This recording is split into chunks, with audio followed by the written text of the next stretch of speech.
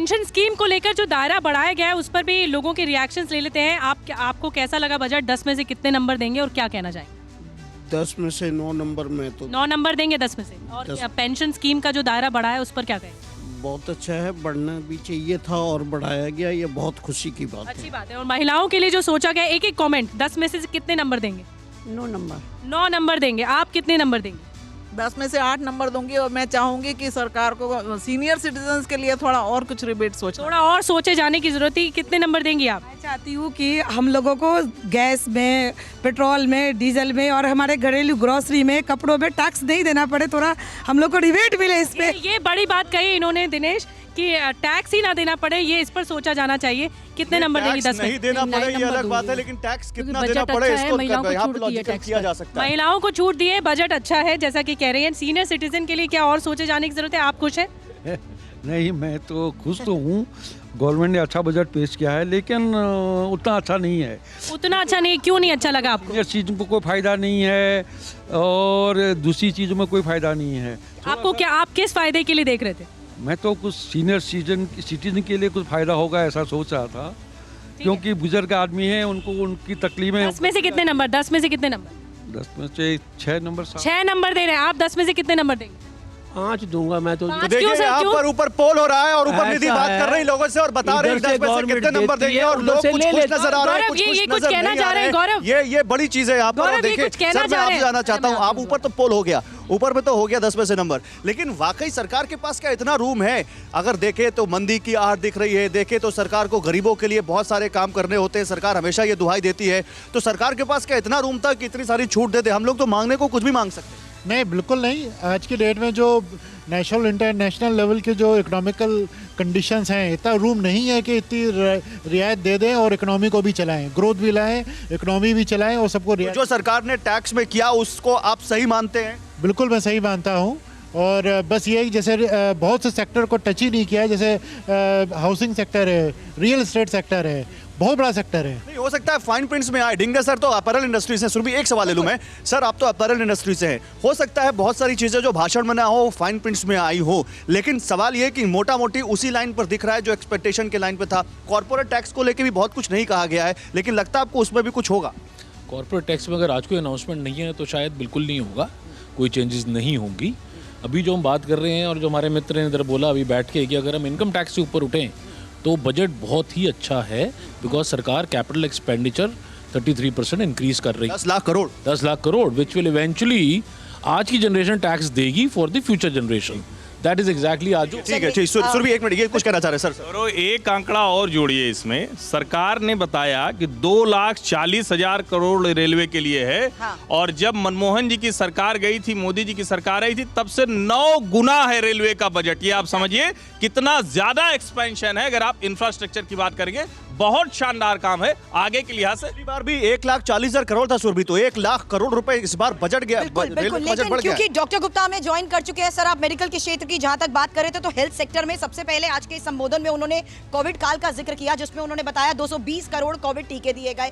दूसरी महत्वपूर्ण बात ये रही कि 157 मेडिकल कॉलेजेस जो हैं, उसी के पैरेलली अब नए 157 नर्सिंग कॉलेजेस खोलने की भी ये योजना है। हालांकि इस सेक्टर पर भी ज्यादातर रोजगार के लिहाज से युवाओं को ध्यान में रखते हुए ये कई महत्वपूर्ण फैसले लिए गए हैं। देखिए, बिल्कुल सही कह रहे हैं। जो हमारे यहाँ डॉक्टर और पेशेंट रेशियो है WHO के हिसाब से 1000 लोगों पे एक डॉक्टर होना चाहिए। अभी हमारे यहाँ 834 लोगों पे एक डॉक्टर, मतलब हम WHO से भी बेहतर चल रहे हैं।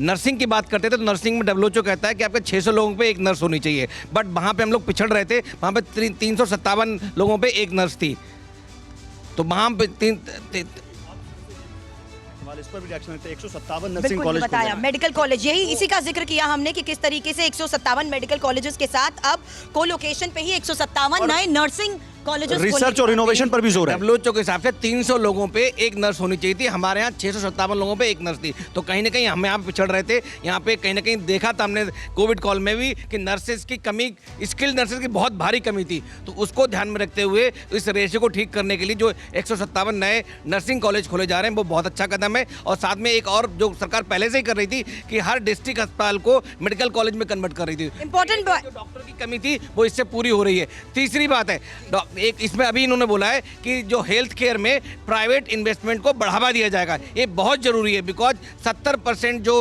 हेल्थ केयर सुविधाएं हैं, चाहे वो ओपीडी हो, आईपीडी हो, इंडोर ट्रीटमेंट हो, इंफ्रा हो, बेड हो, नर्स हो, सब प्राइवेट सेक्टर प्रोवाइड करता है। जब तक आप प्राइवेट सेक्टर को सपोर्ट नहीं करोगे तब तक आप इसमें हेल्थ केयर में अच्छा काम नहीं कर सकते। तीसरी बात, जो हमारा हॉस्पिटल्स की बात करें, सेटअप की बात करें या हम इंफ्रा की बात करें तो 70% कन्फाइंड है बड़े शहरों में। छोटे शहरों में अभी आपको अस्पताल देखने को नहीं मिलते।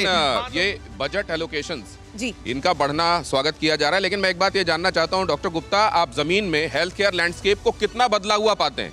क्या कोविड ने इस हिसाब से देश की मदद की है? लोग पहले से ज्यादा तैयारी हुई है? देखिए, कहीं ना कहीं कोविड से पहले सरकार सेंसिटाइज थी, क्योंकि हम लोग पिछले 70 साल से जीडीपी का सिर्फ 1.1% खर्च कर रहे थे। 2014 से वो 1.1% को हमने 2.1% कर दिया, तो लगभग डबल जीडीपी का खर्च कर रहे हैं। अभी सरकार का जो प्लान है 2025 तक 2.5% ऑफ जीडीपी खर्च करना है। WHO कहता है 5% तक खर्च करना चाहिए। तो कहीं ना कहीं बड़ा एग्रेसिव कदम है, हमें करना चाहिए। जो विकसित देश है वो 10% खर्च करते हैं, 15% खर्च करते हैं, तो ये अच्छा है। और कोविड ने जरूर सेंसिटाइज किया सरकार को भी, लोग को भी और प्राइवेट सेक्टर को भी। तो ये बहुत बड़ा क्षेत्र है, बहुत बड़ा सेक्टर है जहां पे बहुत बड़े इन्वेस्टमेंट की जरूरत है। बिकॉज अभी भी मैंने कहा ना कि डोमिनेंस है वो प्राइवेट सेक्टर की है, तो कहीं ना कहीं प्राइवेट सेक्टर को बढ़ावा देना पड़ेगा। Private public partnership PPP model पे हमें काम करना चाहिए। और Tier 2 और Tier 3 सिटीज हैं जहां पे हमारा भारत बसता है। 70% भारत की आबादी गाँव में रहती है, वहाँ पे primary health care services, secondary health care services अच्छी नहीं है, उनको बढ़ावा देना चाहिए। सुरभि, यहाँ पे जो लोग मौजूद हैं वो ये पूछ रहे हैं कि निम्न वर्ग के लिए क्या सोचा गया इस बजट में। लेकिन उससे पहले मैं लोगों के पास जाऊं, मेरा सवाल आलोक जी आपसे है। जो कोविड के टाइम पे 2020-21 में हमारी इकोनॉमी माइनस में चली गई थी, वो उभरते हुए अब सरकार ने कहा है कि हम पूरी तरह से रिकवर हो चुके हैं, जिसका सीधा मतलब ये है कि इकोनॉमी रफ्तार पकड़ रही है। जो ग्रोथ रेट बताई गई है जीडीपी के हिसाब से, आपको ठीक लगती है?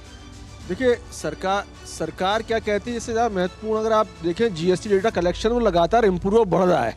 तो वो tax collection basically, direct tax collection नहीं बढ़ा है, कल सरकार ने आर्थिक सर्वे में बताया है। तो tax collection basically opinion assessment नहीं, फैक्ट होता है। तो इकोनॉमी तो बहुत बूम कर रही है, लेकिन जैसे हमने बताया कि लेकिन लोगों की परचेसिंग पैरिटी बढ़ी है, लोगों ने अपने खर्चे बढ़ाए हैं। ठीक, बेशक मैं इन्फ्लेशन मान रही हूँ, इन्फ्लेशन के लिहाज से बहुत ज़्यादा डेंट पड़ा है, बहुत ज़्यादा देखने को मिला है, लोगों की जेब को ज़्यादा हल्का करना पड़ा है। लेकिन आप कह रही हैं निम्न वर्ग के लिए नहीं सोचा। जो गरीब तबका है उनको तो केवल आपके साथ राशन पानी और कपड़े से मतलब है, वो बहुत परेशान है। वो बोलते हैं ये सरकार हमें बिल्कुल पसंद नहीं, क्योंकि हमें तो रोटी कपड़ा मकान ही नहीं मिलता है। इतनी महंगाई, 200 रुपए किलो तक की दाल की रेट हो गई है, आटा 40 रुपए किलो हो गया है, तो हम क्या खाएं, कैसे खाएं?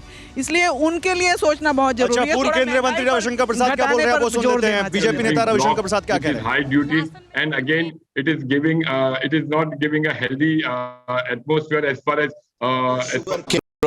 to cooperative, to skilling, as I said, and above all, the exalted, respectable name given to Shri Anna, Ragi, Bajra, Jawar.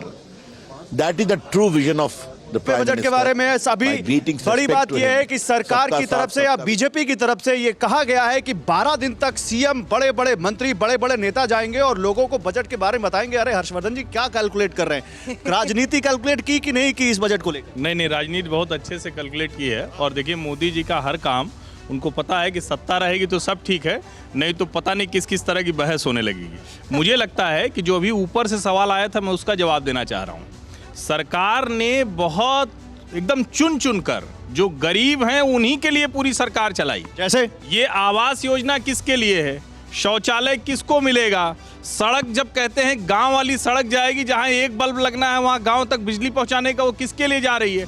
सरकार कह रही है 80 करोड़ लोगों को राशन दे रहे हैं, किसके लिए? और मैं और बहुत साफ कह दूं, ये सरकार नहीं बोलेगी, लेकिन हम लोग जानते हैं कि 80 करोड़ में से बड़ा वर्ग है जो वो गेहूं चावल बेच के भी कमा रहा है।